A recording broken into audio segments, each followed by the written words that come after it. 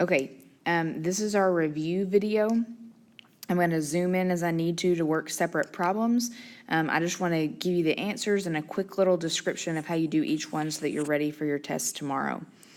Okay, so slope-intercept form, that means I want my final answer to be y equals mx plus b. It does not mean that I have to use that format to start with. So let's look at question 1. The easiest format to use to start with is going to be usually point slope form. So I'm going to do like my think opposite parentheses with my slope. So I'm going to do y minus 6 equals 4 times x minus 3. Notice that I want my final answer to be in, slope-intercept form, which means it has no parentheses and y is completely by itself. So I need to kind of work out my problem and get rid of parentheses and then isolate y. So I'm going to do y minus 6 equals 4x minus 3. Not minus 3, minus 12. Don't forget to multiply. And then I want y by itself. So this needs to move. And to do so, I'm going to have to add 6 to this side. Right, if we move that. So my answer is going to be y equals 4x minus 6. That is my final answer. Y equals 4x minus 6. Okay, let's look at, I'll actually do all the odds first since I'm already over here. Question 3 says they want you to write each line in point slope form, which is the format with the parentheses. So this one's actually pretty easy.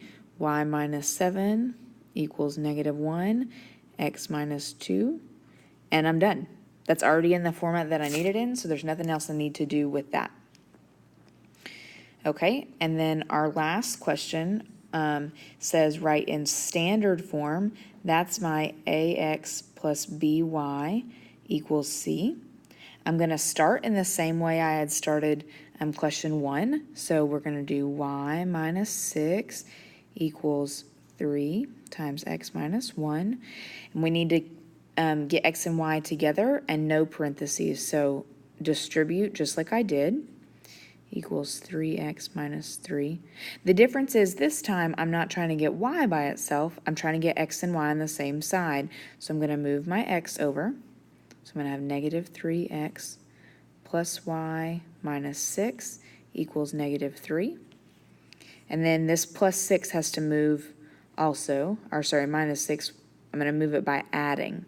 So my final equation will be negative 3x plus y equals negative 3 plus 6 is positive 3. So that's going to be my final answer.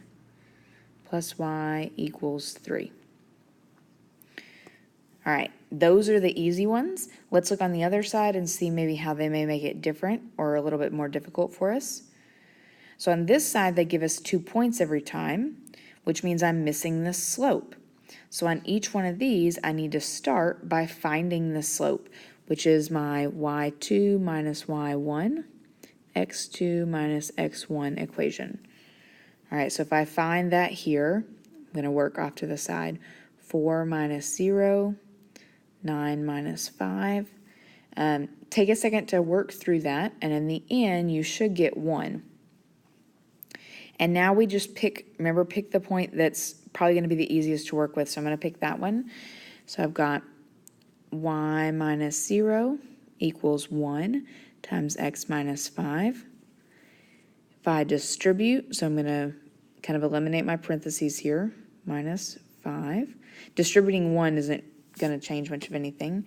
And this is slope-intercept, so I want y to be by itself. So move the 0, adding 0 doesn't really do anything. So my final equation is going to be y equals 1x minus 5. All right, similar issue here on number 4. I've got 2 points and no slope, so I got to find slope. y2 minus y1, x2 minus x1. Don't forget to write minus negative 2 since x1 is negative.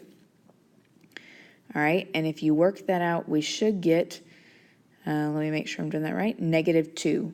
Now you need to have some steps probably in between there to make sure you get -2. I'm going to stick with this ordered pair. We should get the same answer in the end. Well, actually, I'll give you two options. You can have two answers. If you use the -2, 8, your answer is going to be y minus 8 equals -2 parentheses x plus 2. Don't forget to think opposite inside parentheses.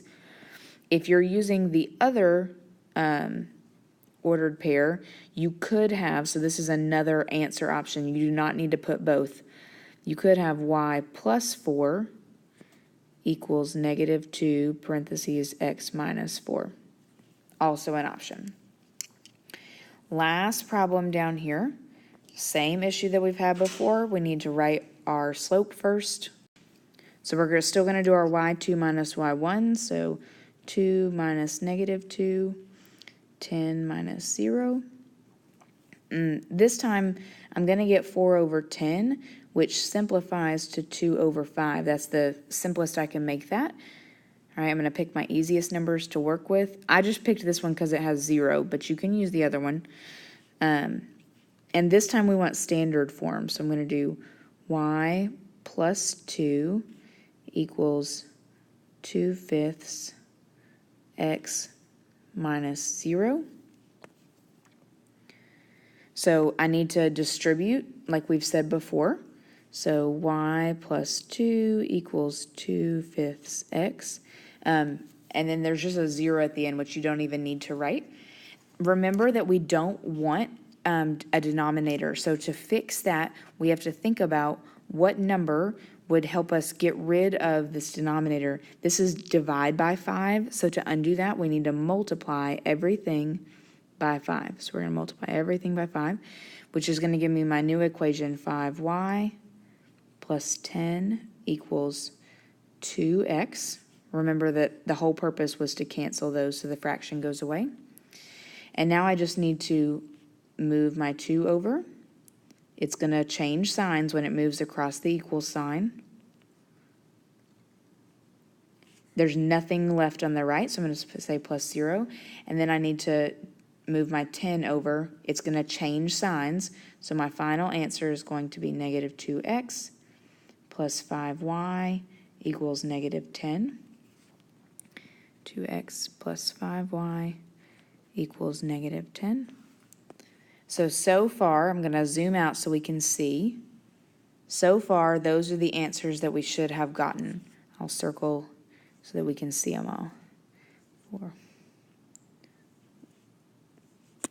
The only other question that we have to answer is this at the very bottom, and it's asking us to describe the transformation. So we're just pointing out what's different.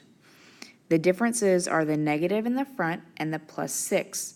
So negative is going to, remember that is going to reflect, or you could say that it has like a downward slope, but reflect is a better word to use there. And then plus 6, that's going to move my whole line. It's not going to change the steepness, it's just going to move the line. So we're going to move or shift up 6.